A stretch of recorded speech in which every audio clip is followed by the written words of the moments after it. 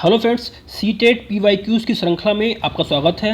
यदि आप CTET, UPTET या किसी भी टीचिंग एग्जाम की तैयारी कर रहे हैं तो ये वीडियो आपके लिए काफ़ी महत्वपूर्ण होने वाली है, क्योंकि इस वीडियो में हम सीटेट 2013 में हिंदी के पूछे गए प्रश्नों को डिस्कस करेंगे और ये प्रश्न आपके एग्जाम्स के लिए काफ़ी महत्वपूर्ण होंगे। तो करते हैं स्टार्ट। और स्टार्ट करने से पहले मैं आपसे उम्मीद करूंगा कि आप इन प्रश्नों का खुद से उत्तर देने की कोशिश करेंगे और लास्ट में अपना स्कोर हमारे साथ शेयर करेंगे। तो करते हैं स्टार्ट। तो सबसे पहले पैराग्राफ पूछा गया है, यहाँ पर पैराग्राफ पूछा गया है और इस पैराग्राफ से संबंधित जो भी 5-6 प्रश्न पूछे जाते हैं वो पूछे गए हैं। ठीक है, तो इस पैराग्राफ को आपको अच्छे से समझना है, पढ़ना है और उसके आधार पर उन प्रश्नों का आंसर देना है। काफ़ी ईजी होता है, इसको और अच्छे से समझ लेते हैं तो आपके लिए जो प्रश्न पूछे गए हैं उन प्रश्नों का उत्तर देना काफ़ी ईजी होता है। तो देखिए पैराग्राफ क्या था। समाज में पाठशालाओं, स्कूलों अथवा शिक्षा की दूसरी दुकानों की कोई कमी नहीं है। छोटे से छोटे बच्चे को माँ बाप स्कूल भेजने की जल्दी करते हैं। 2-2.5 साल के बच्चे को भी स्कूल में बैठाकर आ जाने का आग्रह भी हर घर में बना हुआ है। इसके विपरीत हर घर की दूसरी सच्चाई ये भी है कि कोई भी माँ बाप बालकों के बारे में, बालकों की सही शिक्षा के बारे में और साथ ही सच्चा एवं अच्छा माता पिता अथवा अभिभावक होने का शिक्षण कहीं से भी प्राप्त नहीं करता। माता पिता बनने से पहले किसी भी नौजवान जोड़े को ये नहीं सिखाया जाता है कि माँ बाप बनने का अर्थ क्या है।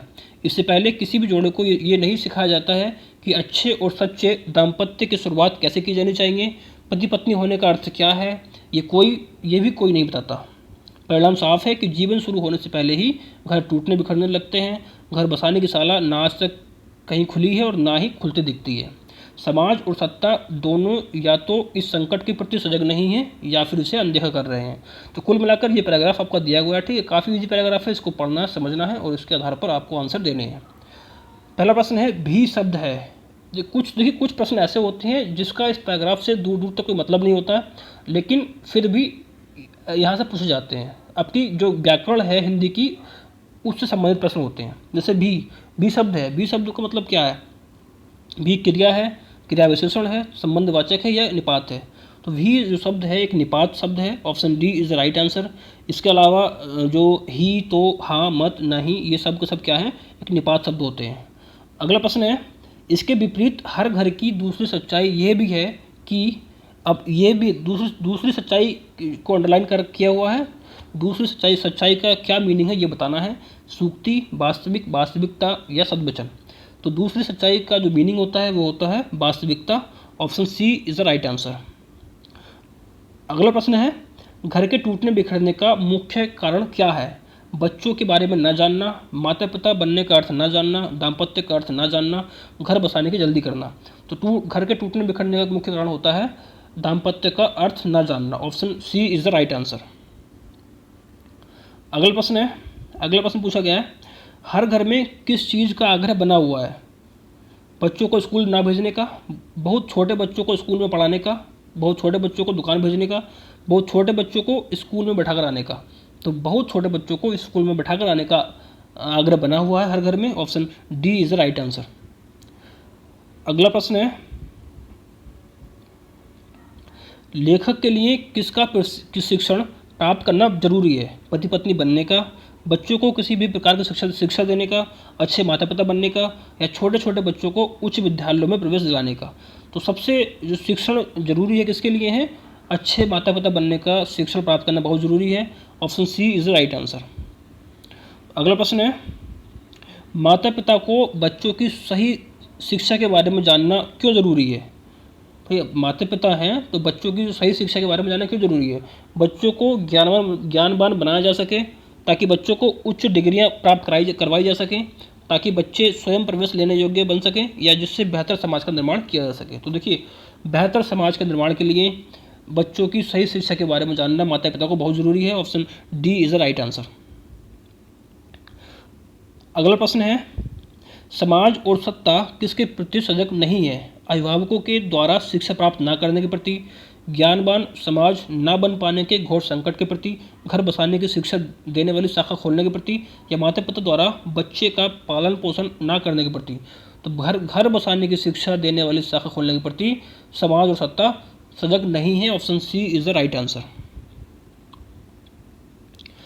अगला प्रश्न है लेखक के अनुसार सबसे पहले क्या जानना जरूरी है। दाम्पत्य की शुरुआत कैसे की जानी चाहिए, बच्चों के बारे में या बच्चों की शिक्षा के बारे में या माता पिता के शिक्षा स्तर को।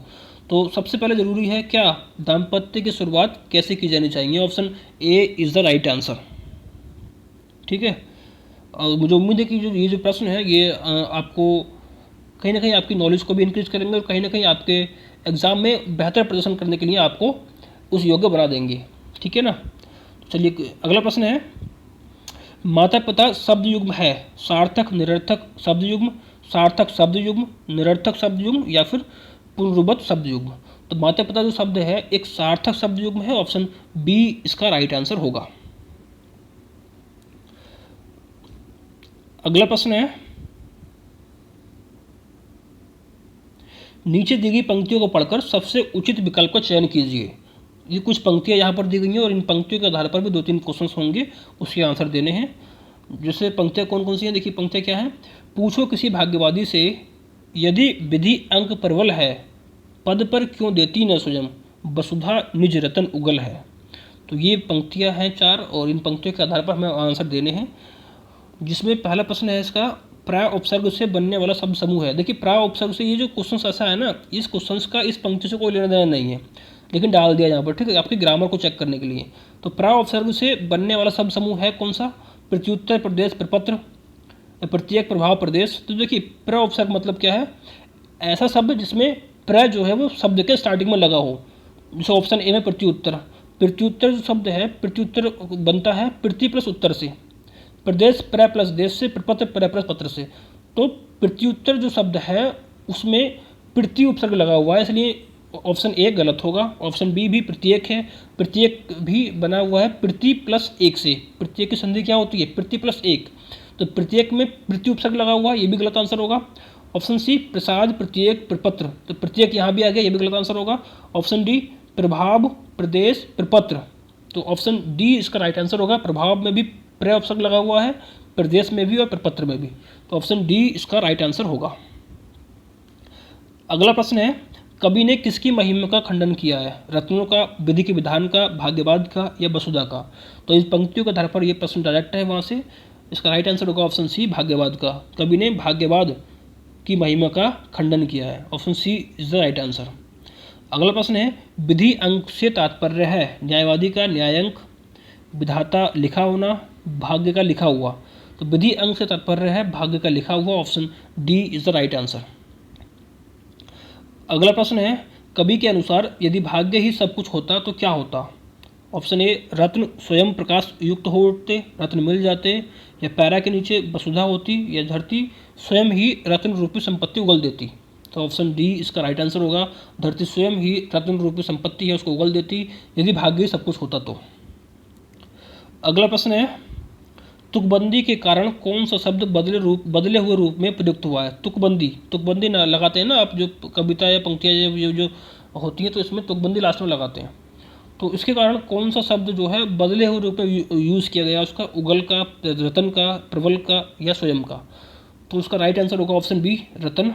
रतन का शुद्ध रूप होता है रत्न, ठीक है, आधता होता है, तो शुद्ध रूप ये होता है, इसलिए रत्न का जो शब्द है वो बदले हुए रूप में यूज़ किया गया है इसको, option B is the right answer. अगला प्रश्न है, इनमें से कौन सा वसुधा का समानार्थी है, जलधि, वसुंधरा, महीप या बारिधि। देखिए जलधि, बारिधि ये जो है समुद्र के पर्यायवाची शब्द होते हैं। महीप क्या है, महीप राजा का पर्यायवाची होता है, जबकि वसुंधरा वसुधा का समानार्थी वसुंधरा होता है, option B is the right answer. अगला प्रश्न पूछा गया है,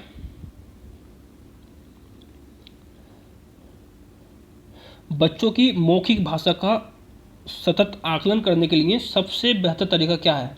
शब्द पढ़वाना, प्रश्नों के उत्तर पूछना, विभिन्न संदर्भ में बातचीत या सुने हुए को दोहराने के लिए कहना। तो भाषा का, अगर मौखिक भाषा का ये बात करें, मौखिक भाषा का सतत आकलन करना है तो उसके लिए विभिन्न संदर्भों में बातचीत अगर बच्चे से कराएंगे तो इस तरीके से आप अच्छी तरीके से, मतलब ये एक अच्छा तरीका होगा बच्चे की मौखिक भाषा का आकलन करने के लिए, option C is the right answer. अगला प्रश्न है, भाषा में सतत और व्यापक आकलन का उद्देश्य है। क्यों करते हैं हम भाषा में सतत और व्यापक मूल्यांकन क्यों करते हैं, क्या उद्देश्य क्या है इसका? ऑप्शन ए बरतने की अशुद्धि के बिना लिखने की क्षमता का आकलन, ऑप्शन बी भाषा के व्याकरण का आकलन करना, या ऑप्शन सी भाषा के मौखिक और लिखित रूपों के प्रयोग की क्षमता का आकलन करना, या फिर ऑप्शन डी पढ़कर समझने की क्षमता का आकलन करना।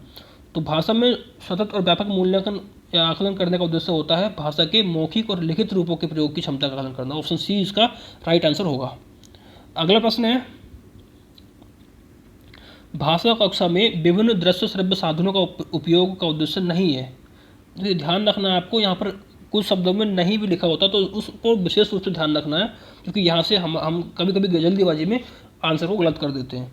तो नहीं पूछा है, ठीक है। जो ऑडियो विजुअल एड्स होते हैं उनका यूज़ करने का उद्देश्य क्या नहीं है? आधुनिक तकनीक को कक्षा में लाना, क्या यह इसका उद्देश्य नहीं है? ये उद्देश्य तो इसका है।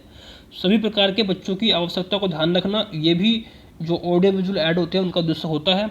सीखने सिखाने की प्रक्रिया को रुचिकर बनाना, ये भी एक पॉजिटिव ऑप्शन है। जबकि ऑप्शन डी विद्यालय प्रमुख के निर्देशों का पालन करना, ये एक श्रव्य दृश्य साधनों का उपयोग करने का उद्देश्य नहीं होता है। Option D is the right answer. अगला प्रश्न पूछा गया है, पाठ्यपुस्तक की भाषा बच्चों की घर व समुदाय की भाषा से मिलती जुलती होनी चाहिए, तत्समय प्रधान होनी चाहिए, तद्भव प्रधान होनी चाहिए, या फिर अधिकाधिक कठिन शब्दों से युक्त होनी चाहिए। तो पाठ्यपुस्तक की जो लैंग्वेज है वो बच्चों की घर व समुदाय की भाषा से मिलती जुलती होनी चाहिए। अगर मिलती जुलती भाषा होगी तो बच्चे आसानी से उसको समझ पाएंगे। Option A is the right answer. अगला प्रश्न पूछा गया है, प्राथमिक स्तर पर भाषा सिखाने से तात्पर्य है भाषा वैज्ञानिक तथ्य स्पष्ट करना, भाषा का व्याकरण सिखाना, या उच्च स्तरीय साहित्य पढ़ना, या भाषा का प्रयोग सिखाना। तो प्राथमिक स्तर पर भाषा सिखाने का तात्पर्य होता है कि बच्चों को भाषा का प्रयोग करना सीखे, बच्चा जो है भाषा का प्रयोग करना सीख जाए। ऑप्शन डी इसका राइट आंसर होगा।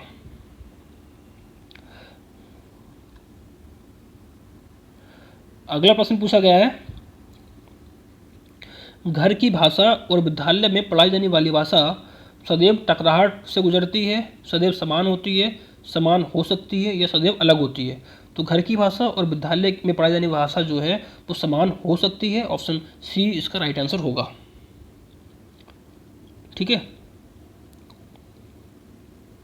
अगला प्रश्न है, प्राथमिक स्तर पर हिंदी भाषा शिक्षण के लिए सबसे अधिक महत्वपूर्ण है। ऑप्शन ए भाषा प्रयोग के अवसर, ऑप्शन बी पाठ्यपुस्तक, ऑप्शन सी उच्च स्तरीय तकनीकी यंत्र, ऑप्शन डी व्याकरणिक नियमों का स्मरण। भाषा शिक्षण के लिए सबसे महत्वपूर्ण है भाषा प्रयोग के अवसर। Option A is the right answer. भाषा प्रयोग का जितना अवसर बच्चों को मिलेगा उतना ही बच्चा भाषा को जल्दी ही सीख पाएगा। अगला प्रश्न पूछा गया है, हिंदी प्रयोग के विविध रूपों को जानने के लिए सर्वाधिक उपयोगी साधन हो सकता है। ऑप्शन ए बाल साहित्य का विविध उपयोग, ऑप्शन बी शिक्षण की विधियों का संपूर्ण ज्ञान, ऑप्शन सी सुंदर ढंग से छवि पुस्तकें, या फिर ऑप्शन डी उच्च स्तरीय लेखन सामग्री। तो भाषा हिंदी प्रयोग के विविध रूपों को जानने के लिए सबसे जो उपयोग साधन हो सकता है वो हो सकता है बाल साहित्य का विविध उपयोग। Option A is the right answer. अगला प्रश्न पूछा गया है, कक्षा 1 और 2 के बच्चों के लिए आप किस तरह की कहानी का चयन करेंगे? बच्चे हैं कक्षा 1-2 में, तो उनके लिए आप किस तरह की कहानी का चयन करेंगे जो बहुत छोटी हो, जिसमें बहुत सारे पात्र हों, जिसमें 2 ही पात्र हों, या जिसके शब्दों वाक्यों और घटनाओं के वर्णन की शैली को चित्रात्मक हो। मतलब ऐसी कहानी हो जिसमें शब्द वाक्य और घटनाएं जो हैं वो चित्रात्मक हो, चित्रों के माध्यम से उसमें सिखाया गया हो, बताया गया हो, समझाया गया हो। तो उसका राइट आंसर होगा ऑप्शन डी, चित्रों के माध्यम से। अगर कोई जो घटनाएं हैं, वाक्य या शब्द हैं, उनका यूज़ अगर दिखाया जाएगा तो उसके माध्यम से बच्चे अच्छी तरीके से सीख पाएंगे। ठीक है। अगला प्रश्न पूछा गया है, प्राथमिक स्तर पर भाषा शिक्षण की प्राथमिकता होनी चाहिए केवल बोलकर पढ़ने की क्षमता विकसित करना, ऑप्शन बी कविता और कहानी के द्वारा केवल श्रवण कौशल का विकास करना, या बच्चों की रचनात्मकता और मौलिकता को पोषित करना, या फिर बच्चों की चित्रांकन क्षमता का विकास करना। तो प्राथमिक स्तर पर भाषा शिक्षण की प्राथमिकता होनी चाहिए बच्चों की रचनात्मकता और मौलिकता को पोषित करना। Option C is the right answer. अगला प्रश्न पूछा गया है,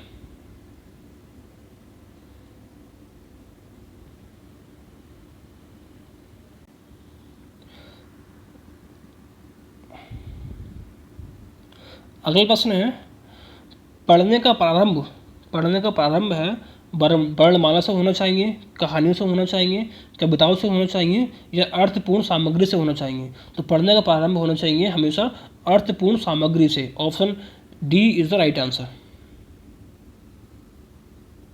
option D is the right answer. अगला प्रश्न है, भाषा के बारे में कौन सा कथन उचित है? भाषा अनिवार्यतः लिखित होती है, भाषा नियमबद्ध व्यवस्था है, भाषा व्याकरण का अनुसरण करती है या भाषा और बोली में कभी भी कोई भी संबंध नहीं होता है। तो देखिए, भाषा के बारे में सबसे जो उचित कथन है यहाँ पर है भाषा एक नियमबद्ध व्यवस्था है। Option B is the right answer. क्योंकि भाषा की जो ग्रामर होती है वो एक ग्रामर के नियम होते हैं, रूल होते हैं, ठीक है, और रूल के अकॉर्डिंग ही हम भाषा का निर्माण होता है। तो भाषा एक नियमबद्ध व्यवस्था है। Option B is the right answer. अगला प्रश्न है, प्राथमिक कक्षाओं में रोल प्ले अर्थात भूमिका निर्वाह का उद्देश्य होना चाहिए। ऑप्शन ए बच्चों को अभिनय सिखाना, ऑप्शन बी एक पद्धति के रूप में इसका उपयोग करना, ऑप्शन सी विभिन्न संदर्भों में भाषा प्रयोग के अवसर उपलब्ध कराना, ऑप्शन डी बच्चों को अनुशासित रखना। तो प्राथमिक कक्षाओं में रोल प्ले का उद्देश्य होता है विभिन्न संदर्भों में भाषा प्रयोग के अवसर प्रदान करना। Option C is the right answer. अगला प्रश्न पूछा गया है, हमारे भाषा हमारे परिवेश में बिखरी मिलती है, ये कथन किस पर लागू नहीं होता है? भाषा प्रयोगशाला पर, अखबार पर, विज्ञापन पर या साइन बोर्ड पर? तो राइट आंसर होगा इसका ऑप्शन ए, भाषा प्रयोगशाला पर लागू नहीं होता है, जबकि अखबार, विज्ञापन, साइन बोर्ड पर जो लैंग्वेज है वो हमारे परिवेश में बिखरी मिलती है। आज का लास्ट प्रश्न है हमारा, कक्षा में कुछ बच्चे लिखते समय वर्तनी संबंधी त्रुटियां करते हैं, एक भाषा शिक्षक के रूप में आप क्या करेंगे? कुछ बच्चे अगर लिखते समय कुछ त्रुटियां कर रहे हैं तो आप क्या करेंगे एक भाषा शिक्षक के रूप में? आपके क्या रोल रहेगा उस समय? ऑप्शन ए शब्दों का सही रूप लिखते हुए बच्चों को दोनों तरह के शब्दों का अवलोकन करके अंतर पहचानने का अवसर देना। ऑप्शन बी उन्हें सख्त निर्देश देंगे कि वे आगे से गलती ना करें। ऑप्शन सी उनकी त्रुटियों पर बिल्कुल ध्यान नहीं देंगे या फिर उनसे शब्दों को 20 बार लिखने के लिए कहेंगे। देखिए, एक भाषा शिक्षक के रूप में आप शब्दों का सही रूप लिखते हुए बच्चों को दोनों तरह के शब्दों का अवलोकन करके अंतर पहचानने का अवसर देंगे।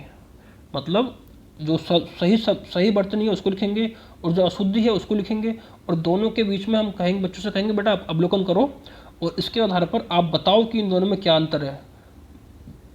ये तरीका बेस्ट होगा बच्चों को समझाने के लिए, ठीक है। तो कुल मिलाकर ये जो हमारे 120 प्रश्न, लगभग 30 प्रश्न हमने किए हिंदी के, और उम्मीद है कि ये वीडियो आपको पसंद आई होगी, ठीक है ना। तो साथ साथ में आपका स्कोर कितना रहा वो भी आप कमेंट के माध्यम से हमारे साथ शेयर कर सकते हैं। तो इस वीडियो में सिर्फ इतना ही, मिलते हैं एक नई वीडियो में, तब तक के लिए नमस्कार, जय हिंद, जय भारत।